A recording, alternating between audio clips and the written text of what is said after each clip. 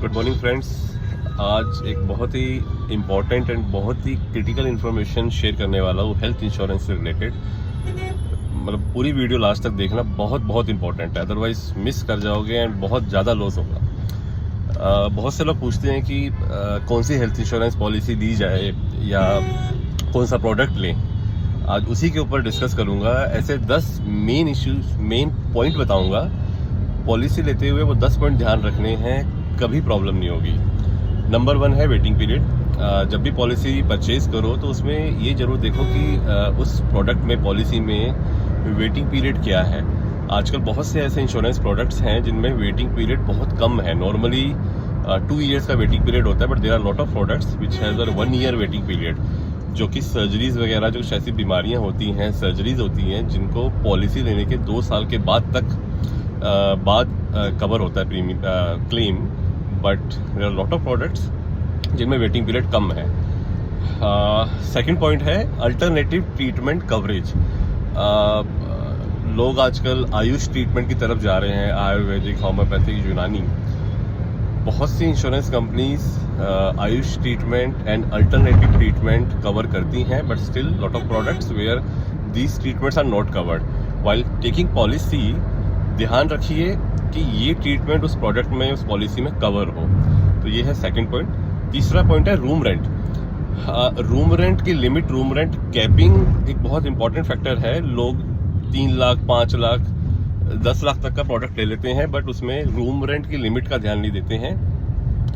Policy लेते समय कोशिश करिए कि ऐसा प्रोडक्ट हो जिसमें रूम रेंट की कैपिंग ना हो, रूम रेंट की लिमिट ना हो, ताकि नीड के वक्त आप ट्विन शेयरिंग में, सिंगल रूम में, आईसीयू में, किसी भी लेवल के रूम रेंट, या एक बड़े हॉस्पिटल में भी नीड के टाइम पे एडमिट हो सकें।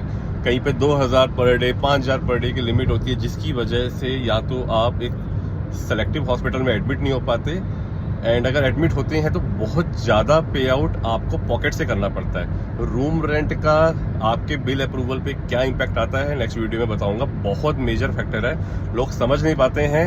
रूम रेंट एक बहुत बहुत मेजर चीज़ है। फोर्थ पॉइंट है कोपे।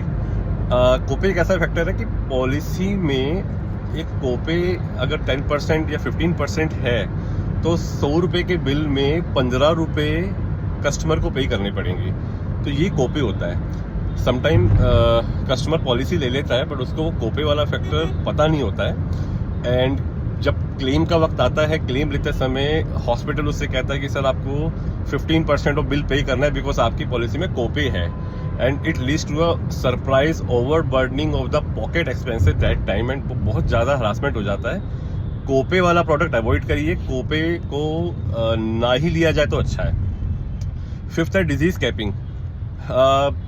प्रोडक्ट है, 3 लाख की पॉलिसी है, 5 लाख की पॉलिसी है, 10 लाख की पॉलिसी है, बट एग्जाम्पल हर्निया की बीमारी है, हर्निया सर्जरी कराते समय सिर्फ उसमें 50,000 का अप्रूवल आया, 50,000 का। रीज़न पूछते हैं तो आता है कि हर्निया की उसमें डिजीज कैपिंग है। आप गोल्ड स्टोन की प्रॉब्लम या किडनी स्टोन की सर्जरी कराने गए, 5 लाख का सम इंश्योर्ड है, अप्रूवल आया 30,000 ओनली। रीजन क्योंकि इसमें 30,000 की सब लिमिट है, डिजीज कैपिंग है। डिजीज कैपिंग और सब लिमिट वाला product leads to a lot of pay out from your pocket. Try to avoid such product where disease capping और disease sub limits are there. Need के time पे जितना बड़ा भी सम insured वो help नहीं करता है अगर आपके प्रोडक्ट में डिजीज कैपिंग या डिजीज सब लिमिट, सर्जरी सब लिमिट्स हैं। Very very important factor. 6th point है, अगर आपके पास कॉर्पोरेट पॉलिसी है, आपके एम्प्लॉयर ने आपको प्रोडक्ट दिया हुआ है, पॉलिसी दी हुई है, फिर भी अपनी पर्सनल पॉलिसी जरूर परचेज करें। आप किसी भी कंपनी के साथ जुड़े हैं, नेचुरली लंबे टाइम तक जुड़िए, बट एक समय के बाद मे बी आप अपने एम्प्लॉयर से डिटैच होंगे, नई जॉब में जाएंगे, मे बी जॉब ना करें, पर जब भी वो कंपनी आप छोड़ेंगे, वो पॉलिसी आपकी ख़त्म हो जाएगी, नॉन एग्जिस्ट हो जाएगी। तब आप दौड़ेंगे अपने पर्सनल इंश्योरेंस खरीदने के लिए, कवरेज के लिए। तब उस समय या उस एज में हो सकता है पॉलिसी ना मिले।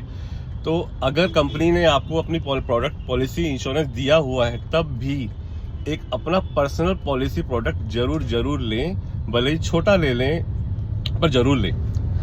सेवंथ है बिग हॉस्पिटल नेटवर्क। ऐसी इंश्योरेंस कंपनी चूज करिए और ऐसा प्रोडक्ट चूज करिए जिसमें एक तो कैशलेस फैसिलिटी हो, दूसरा उस इंश्योरेंस कंपनी का हॉस्पिटल नेटवर्क बहुत बड़ा हो। ऐसी बहुत सी इंश्योरेंस कंपनी है जिनका हॉस्पिटल नेटवर्क 10,000, 12,000, 15,000 हॉस्पिटल्स का है, और ऐसी भी इंश्योरेंस कंपनी है जिनका हॉस्पिटल नेटवर्क 3,000, 4,000 का है।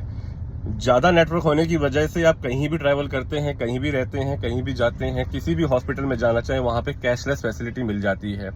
अगर कैशलेस फैसिलिटी जिस हॉस्पिटल में नेटवर्क में नहीं है वो हॉस्पिटल, तो वहां आपको जेब से देके बाद में रिएम्बर्समेंट करना पड़ता है। सरप्राइज लेवल पे पॉकेट एक्सपेंसेस बढ़ जाते हैं। 8th है बेस्ट क्लेम प्रैक्टिस। ये बहुत बहुत इंपॉर्टेंट पॉइंट है। बहुत लोग कम प्रीमियम को देख के प्रोडक्ट लेते हैं। मतलब बहुत से लोग आते हैं, वो कहते हैं यार ए इंश्योरेंस का प्रीमियम 3,000 है, बी इंश्योरेंस कंपनी का प्रीमियम 8,000 है, सी इंश्योरेंस कंपनी का प्रीमियम 12,000 है, तो यार हम 3,000 वाली पॉलिसी ले रहे हैं क्योंकि प्रीमियम बहुत कम है।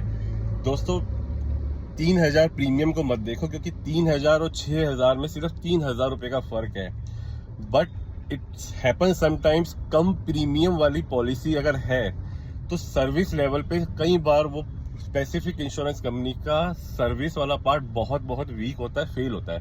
मैं किसी स्पेसिफिक इंश्योरेंस कंपनी के लिए नहीं कह रहा, it's not a mandate thing, but yes, तो जब भी पॉलिसी लें प्रीमियम वैल्यू के साथ साथ उनका claim approval trend, claim approval ratio, feedback जरूर देखें। सिर्फ कम प्रीमियम पे या किसी वेब एग्रीगेटर या वेब पोर्टल पे जाके कंपैरेटिव स्टडी करके कम प्रीमियम वाला ही सिर्फ प्रोडक्ट ना देखें, क्योंकि प्रीमियम कम करके आप 2,000, 3,000 बचा लेंगे, बट जब क्लेम लेंगे 1 लाख, 2 लाख का, और अगर इंश्योरेंस कंपनी ने पे नहीं किया, बार बार अटकाया, बार बार सर्विस को लेके they have not paid, then you will lose your huge saved money.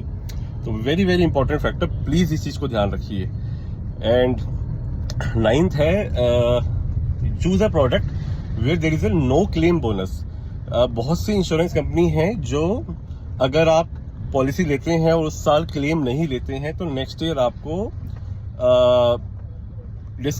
Bonus मिलता है बेसिकली। मतलब अगर आपने 5 लाख की प्रोडक्ट लिया है और आपने क्लेम नहीं लिया, तो next year when you get renewed तो आपको प्रीमियम पे डिस्काउंट मिल जाता है या फिर आपके सम इंश्योर्ड में एडिशन हो जाता है।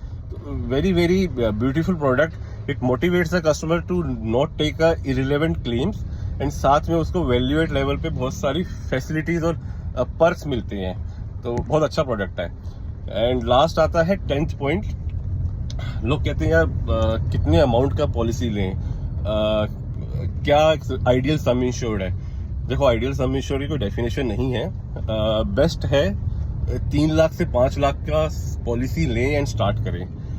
आप 8 लाख, 10 लाख, 15 लाख इधर उधर लोगों को देख के वैसा हैवी कॉस्टली सम इंश्योर्ड की पॉलिसी लेते हैं, एक्स्ट्रा प्रीमियम पे करते हैं, रिन्यूअल के टाइम पे बर्डन फील होता है, बिकॉज ऑब्वियसली 3 लाख की पॉलिसी का प्रीमियम अगर 5 to 6,000 है, 7,000 है, 10 लाख 15,000 की 10 लाख और 15 लाख पॉलिसी का प्रीमियम लीज टू 15,000, 18,000, 20,000। आप इमोशनल लेवल पे शुरू में ले लेते हैं, बाद में रिन्यूअल के टाइम पे आप ले नहीं पाते, मिस कर जाते हैं, फिर आप उसको ब्रेक कर देते हैं। 3 लाख से 5 लाख का प्रोडक्ट लीजिए, शुरू कीजिए, आगे जरूरत लगेगा तो पॉलिसी का सम इंश्योर्ड बढ़ाया जा सकता है। बट 3 से 5 लाख का sum insured ideal sum insured है। Don't feel over stress, over burden कि यार मेरे को बड़ा प्रोडक्ट लेना है, बड़ी इंश्योरेंस लेना है। द मेजर थिंग की शुरुआत करिए, पॉलिसी लीजिए, हेल्थ इंश्योरेंस पॉलिसी लीजिए। Thank you for watching, keep connected. Channel को सब्सक्राइब करिए, फॉलो करिए, बहुत इंटरेस्टिंग वीडियो नेक्स्ट आने वाली है। मतलब बहुत इंपॉर्टेंट टॉपिक्स उसमें डिस्कस करेंगे। बाय।